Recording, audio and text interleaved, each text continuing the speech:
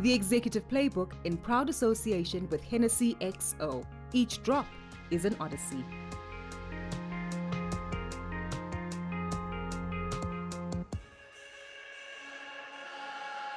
He's considered one of the foremost contemporary sculptors in the world. Dylan Lewis's career spans 2 decades and countless exhibitions across the globe. He uses his medium as a way to explore what he calls our relationship with our inner wilderness. But artistic prowess aside, how does that creativity coexist with commercial success? And he's had plenty of that as well.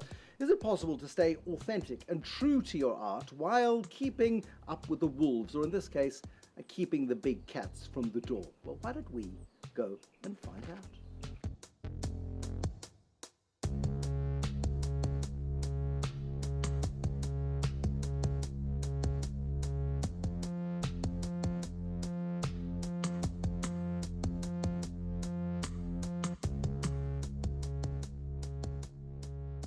This is this epicenter of where it all started, Dylan. I mean, it's an astonishing space. It's quite cool. It feels like we could be in the basement of a winery somewhere. We're in the middle of the winelands. But this is where you began creating commercially, professionally, early 90s. Was this home for a period of time? Because you sort of go between Simonstown and here because you like a bit of surfing, and you need to sculpt, so you need to get away from the sand and the sea, I'm sure. Was this the idea to farm a bit and to sculpt a bit, or was it always about the sculpture? I had just begun my career when I delivered a sculpture to Trevor and Annabel Townsend, who were collectors of my work in the very early years. When I delivered the sculpture, they said that there was a cottage for rent on the property, which was unexpected and suited me at the time. At the time, I lived out in the Southern Peninsula, and there was something about the site that I found inspirational, and so the journey began. I moved into the cottage, lived there for 10 or 15 years until ultimately I could afford the property, and then that in turn gave birth to the sculpture garden.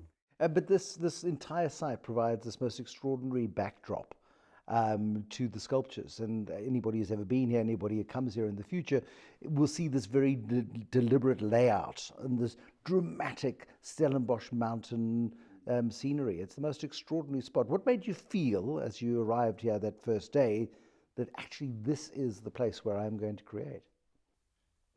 I couldn't answer that easily. I think landscapes have certain qualities, that certain forms and shapes that as humans we relate to, or we remember perhaps is a more relevant word, in that having inhabited the landscape over millennia, there are certain spaces that feel perhaps more secure, more interesting, have more potential, and it felt to have all of those, and specifically for me creatively, as you say, the surrounding landscape serves as almost a sculptural image, a sculptural reference to the garden itself. I mean, your original inspiration is so interesting, because if you look at Leonardo's drawings, there's lots of taxidermy in there, and I think many of those old artists in the days before books on how the human form would go and watch autopsies being done, and they would look to dissect and understand. You spent a big chunk of your early career as a taxidermist. As a youngster, was that deliberate or necessary or an accident? Neither. No, look, I grew up in a family of artists, so I grew up in this kind of artistic milieu.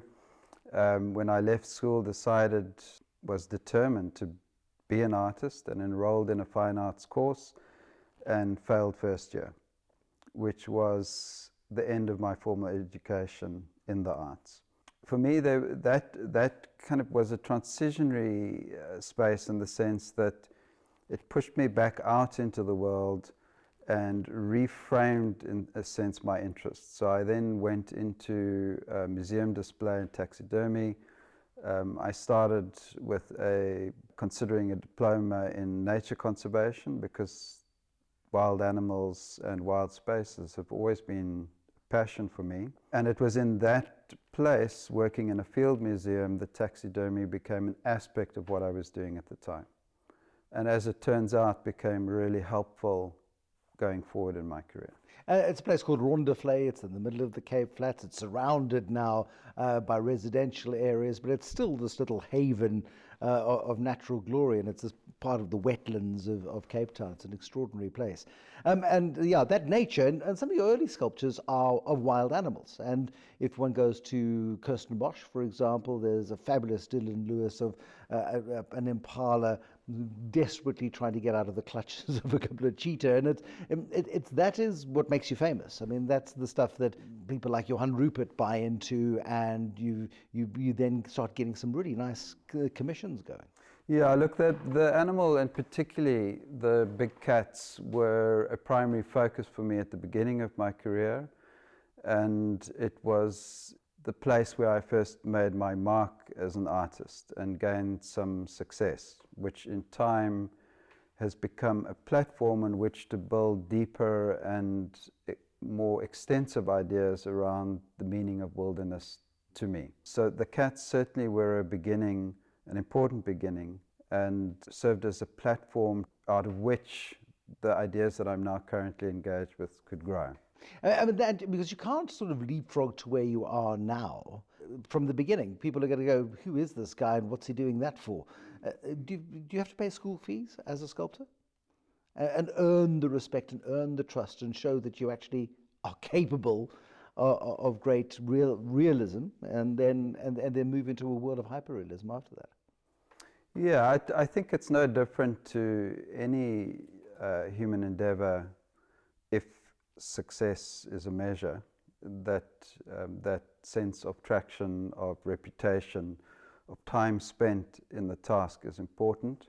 As a creative person, there is a downside to success, in that success builds a certain expectation and potentially lifestyle, which becomes ultimately and can become a trap. As a human being, there's a tendency to evolve, to change in one's thinking, and success can create a very difficult situation where great risk has to be taken in order to move forward.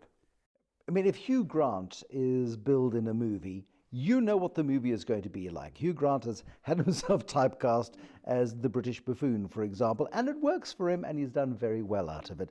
But he's never going to be able to play any other role. As an artist, you don't want to be trapped in the guy who does brilliant animal sculptures all your life, because it starts becoming, I suppose, eventually a bit pedestrian and unchallenging. You want to challenge yourself and challenge your market as well. It is for me. Perhaps for others less so. I think others might choose to focus on the animal form an entire career, and that could be a significant journey in its own right. But in my case, the animal, I now understand, was simply a metaphor at the time to explore something deeper that is increasingly coming through my work.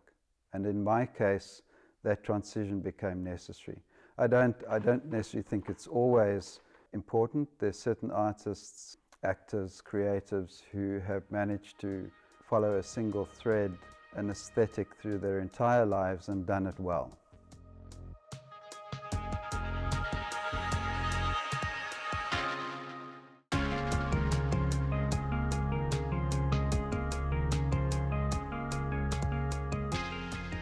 How important are patrons in the arts? I mean, all through history, artists died in poverty because they didn't have the right patrons, or they fell out with their patrons. I mean, you had early great clients in the Ruperts and others. Somebody like an Everard Reed, who was instrumental in John Mayer's career, for example, as an artist as well. I mean, those sorts of people putting artists, particularly from the southern tip of Africa, onto a world stage must be invaluable. Absolutely. No, I mean, patrons, collectors, supporters of the arts are significant and critical in a career. In my case, I was fortunate to have that early on and continue to have it in different forms and ways. But without that support, it would be very difficult certainly to make a living as an artist. It might be that without that support, I might still choose to follow that creative passion. But for me, what success has done is it has given me the resources on which to build and extend the thoughts and ideas I have. So success has been very important in releasing and allowing me to express my creative journey in different forms and ways. And you don't exactly deal in the cheapest materials either. You're not going into a forest and chopping a block of wood and drying it and carving it out, or getting a canvas and getting some paints and creating artwork. You're going and you're using complex materials, complex time-consuming processes, lots of electricity. You need capital in order to pursue this passion of yours. Certainly as a sculptor working in bronze. Bronze is an expensive medium in itself, but also bronze casting is a labor-intensive and therefore expensive process. So those resources have been critical in terms of being able to work at an ever larger scale. I'm just looking at this enormous sculpture behind you, and I'm wondering whether or not that was in your mind's eye as you started out, what the process is, because it's an extraordinary melee. I don't know what it is. I mean, do you know what it is? I have no idea, but perhaps I can guess at it. As an artist, Michelangelo and Rodin have been significant reference points for me. There's been something in the imagery that they created that I deeply resonate with. So that, in a sense, has sat there quietly in my subconscious over time. And as I've moved increasingly into the human figure, that link is becoming more and more evident. So this work, in fact, happened unexpectedly. I had an exhibition of my new work just prior to the COVID pandemic. As part of that, I'd made a small sketch of this vortex of human figures, which for some reason needed to come through. And at the time of lockdown, I had already started to assemble the materials and the methods to create it on a larger scale. So for me, lockdown was spent working on this image, not as a response to COVID, but rather as an opportunity to focus in perhaps an obsessive way into a single image over time. How does it evolve? Does it just come through your hands? What is the process? For me, sculpting begins with what one might call preparatory work, and that to me would be sketching, drawing. In the case of the animal, I spent a lot of time with wild animals, sketching them and drawing them, dissecting them to understand anatomy. And similarly with the human figure, I work only with live models. And I work in a process that allows the unexpected to come through. So I don't pose the models in a very controlled way. I let them rather move in a random fashion, and out of that comes ideas and thoughts and concepts. Over the years, I've found ways of breaking my control, because in my case, I have a strong tendency towards control, which ultimately, if given free rein, compromises the aesthetic outcome. So for me, working with the figure, the human figure, the model, feels to be very different to, let's say, using a photograph and sitting in my studio with a single dimension and imagining what it might be. When I'm with the model, male or female, I'm confronted in that process with the infinite complexity of the task that I'm engaged with, in the sense that every time I look up from what I'm making, I'm aware of the huge disparity. That my attempts are crude in comparison to the nuanced complexity of the human form. And to me, there's something about that battle that, in a sense, is an honest battle that comes through with a certain integrity and quality that makes it interesting. There's a British sculptor, Henry Moore, he said something I resonate with respect to that. He said, the purpose of life is to have a task that you dedicate every day of your life to for the rest of your life. And the most important thing is that it must be something you cannot possibly do. And is that a definition of success for you? I mean, I've been to a Henry Moore sculpture garden in the north of England, and these vast, very simple, magnificent forms that he created. And I just wonder if that is your vision of success, because not everybody is going to love the vortex. People will be very comfortable with the animals. Not everybody's going to be comfortable with headless figures with horns coming out of them. Not everybody is going to be comfortable with a lot of what you've evolved to do. What is your definition of success? I couldn't begin to answer that. I mean, for me, it's so nuanced and complex. But following the thread of our conversation, in terms of the transitionary phases in my career, I have individuals who've said, "Why on earth did you stop doing the cats? What a tragedy! How terrible!" I've had another group of individuals who've said, "We see the connection between the cats and the human figure. We enjoy both." And then there's been a third group that have said, "Thank God you don't make the cats any longer. We're passionate about this most recent work." There is an audience for everything.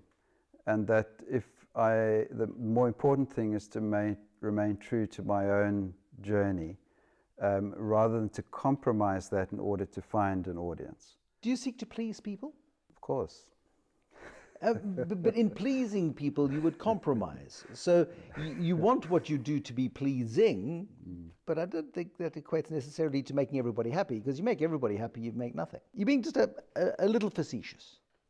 I am, and I guess it's to cover up what is a really complex answer, in that in a professional career, it seems that there is important tension between the need to please and the need to be true to the self.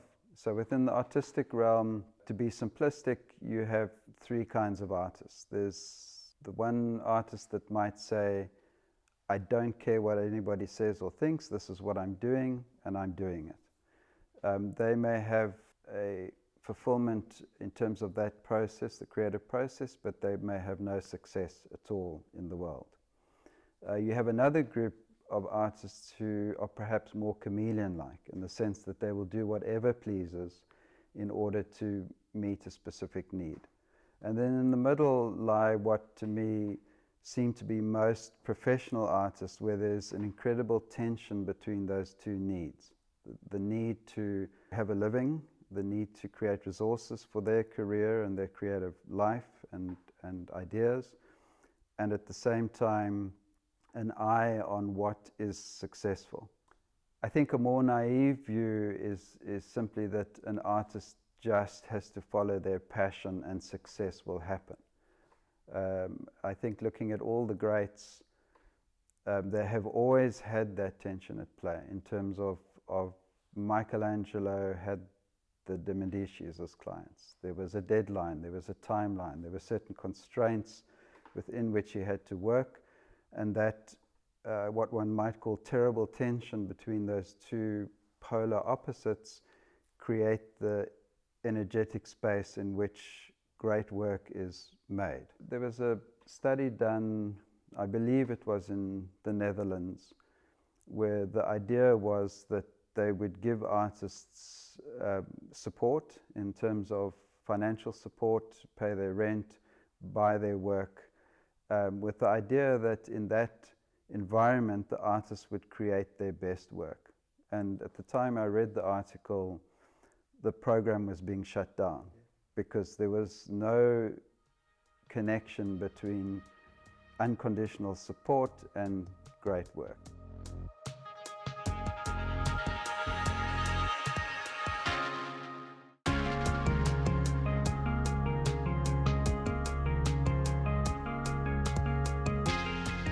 You are a patron, for want of a better word, to young artists. You support young artists. You coach young artists. I think that's the trendy word now is coaching. How do you stop them from becoming Dylan Lewis mini-me's? Because I don't think you want that to happen. But there must be an influence. I mean, if you look back at the Renaissance painters, there were schools, and you can almost see patterns emerging between certain groups of artists who were schooled by a great master. How does that process work for you? In terms of the art being copied or being an influence, that is inevitable within the process. I don't think in that sense there's nothing new under the sun. I have, in much of my work, I have borrowed and stolen ideas from the great artists of the past. So there is a line where that influence becomes inspiration, which in some way is turned into a personal vision, and there's another aspect where it just simply becomes copying. Yeah. And copying, within a creative career is problematic. It is confusing, as it is in the commercial marketplace. So that is an aspect of a career. When it comes to teaching and mentoring, I'm not a great teacher at all. My creative process is very personal, and although I can articulate it in hindsight or when I'm away from it, when I'm actually in it, it remains mostly a mystery to me. There's some individuals who seem to have an ability to articulate the creative process itself in such a way that it becomes helpful to a student. I don't have that skill or talent. So in my case, artists have mentored me that I've never met or spoken to, in the sense that their work has influenced me, their processes, their life. Are you glad you failed your first year at university? I am. Don't say this to young people today, but sometimes getting out of the formula actually helps. Yes. No, I think, it might sound, in a sense, sitting here now and reflecting back on that experience, I think as humans we have, certainly I have the ability to look back on my life and try and tie threads together in a comforting way that may have nothing to do with the actual truth of the experience. But if I were to tie those threads in a comforting way, I would say that it was helpful, in the sense that I was forced out of the system to find my own path, which perhaps I might not have found if I'd remained within the system. So, there is a fine line between the system being supportive and nurturing and oppositional and confidence destroying. And when you put your work in an enormous space, what is it, 7, 8 hectares of space? That's 8 rugby fields of space, and it undulates, and there are bushes, and it's been very carefully crafted. I brought my family here about 5 or 6 months ago, and I told my 9-year-old I was coming back here, and he said, "Why are you going back?" And I said, "No, I'm going to meet Dylan Lewis." And he went, "Oh, that's cool." Because you don't know how it touches people. And they had a great time when they came here, but 6 months later, he's got phenomenal memories of being tactile with the work and feeling the work and being in the environment. And that's possibly the ultimate success, is not knowing the impact it has, but knowing that people come and have a great experience.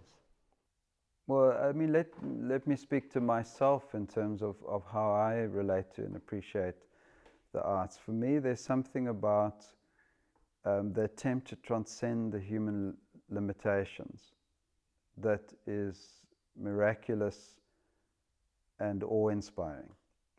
In my case, because I'm involved in the arena of art, there's something workmanlike about it. In other words, if I was a musician listening to a symphony concert, I might be paying attention to the technical errors being made. But as a layman, there's just a sense of mystery and awe to the process. And I certainly have that experience with music, with writing and poetry. Art is to some extent a mirror. I may have created these works out of a particular personal journey or struggle, but to the person who engages with them, they perhaps reflect something of themselves. So sometimes art is memorable, and other times not at all. And I think this garden crosses that entire spectrum. If it's not memorable, is it worth it, though? You spend an awful lot of time I pouring your heart and soul into it. It needs to be memorable. Yeah, perhaps what I'm trying to say is that the experience is wide-ranging. So I had a wonderful experience with a local farmer who came into the garden, looked at some of the huge monumental fragments at the top of the garden, and said, "What on earth are these images? All they're good for is shade." So as a farmer, he looked at them through those eyes. And I think that for me was a great compliment, in the sense that at a certain level, they are just shade. They are just objects in a landscape. So it will range from that all the way through to someone who goes through the garden and is deeply moved in some significant way. And others who just enjoy it as a beautiful space. It's the kind of space that can evoke all sorts of responses. Dylan Lewis, thank you very much.